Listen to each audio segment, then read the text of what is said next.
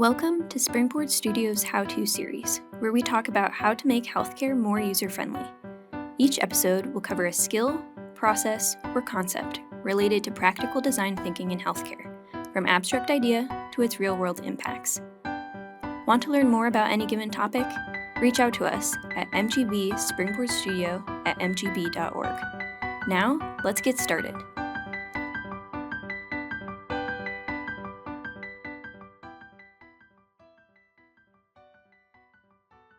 Now that you've heard what design thinking in healthcare is, how to conduct design research, and how to pitch an idea, in this episode, you will hear about measuring success and evaluating the impact of your innovation.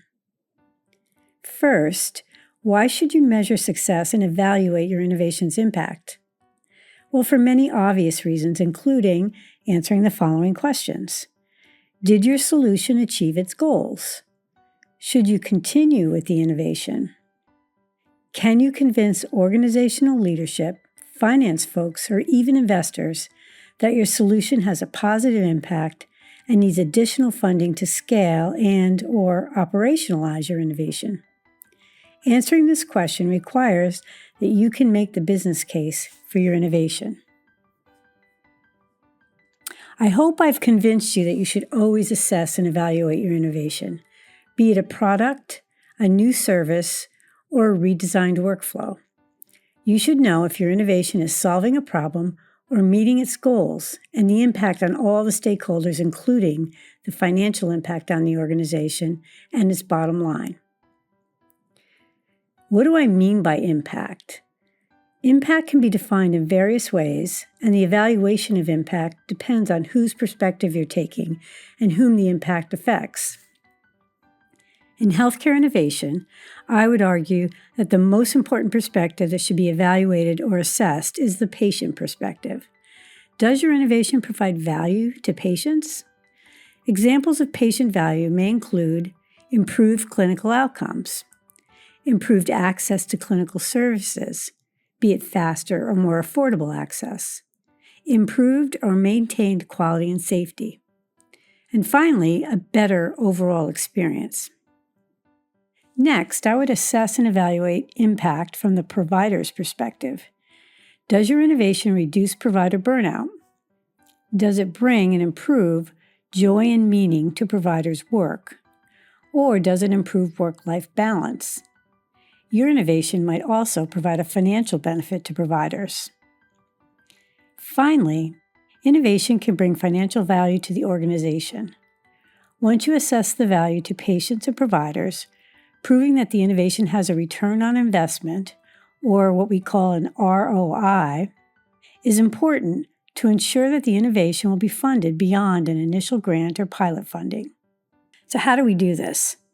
Now that we talked a little bit about the perspectives you need to consider when assessing impact, let's talk about how to assess. I recommend that you create an evaluation plan up front as you design and pilot your innovation. It will keep you on track and focused. Problem. My evaluation plans start with rethinking and identifying the problem. Most of us innovate because we want to fix a problem or we see an opportunity to do something differently or better. It's important to define the problem you're hoping to fix, or the opportunity. Sometimes, like in the mobility example given in one of the other How-To series, the problem that was identified and that initiated searching for a solution was that one of our hospitals had the highest discharge rate to SNFs. As we used design thinking principles to dig deeper into the problem, we actually uncovered that a large part of that problem was due to declining patient mobility during a patient's hospital admission. Identifying mobility as the root cause problem was important to be able to create an appropriate solution, but also important to the evaluation process.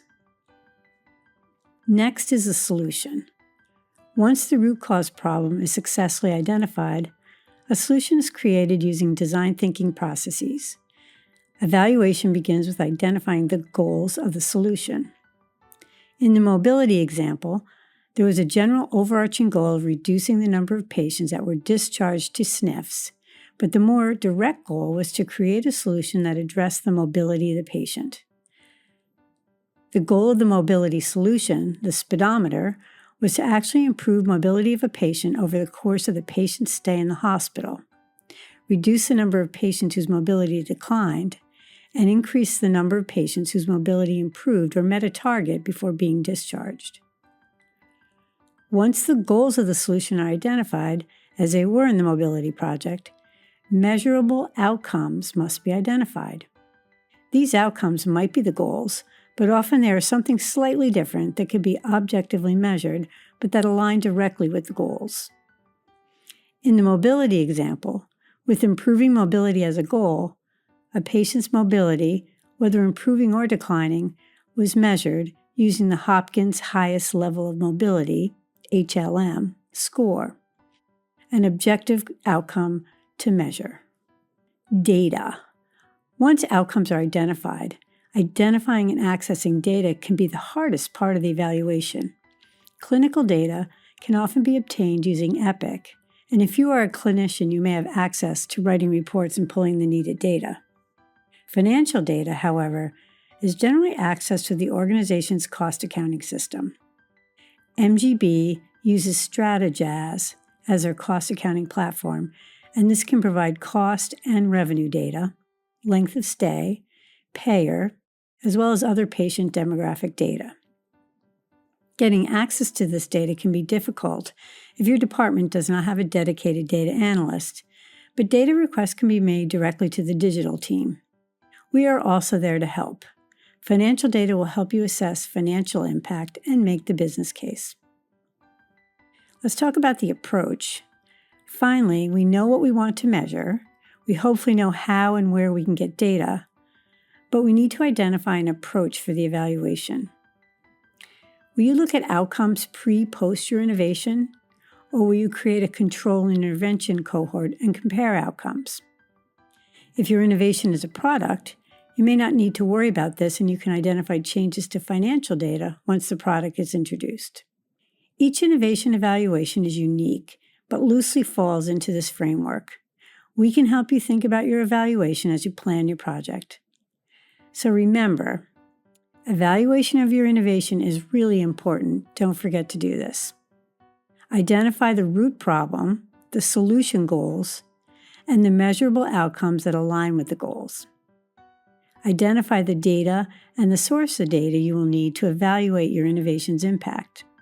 Get some help if needed to think about how finances will be impacted by your outcomes.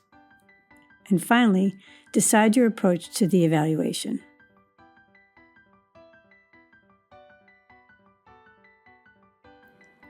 Thank you for listening to this episode in Springboard Studios How-To series. Want to hear about a topic we haven't covered yet? Let us know via email at mgbspringboardstudio@mgb.org.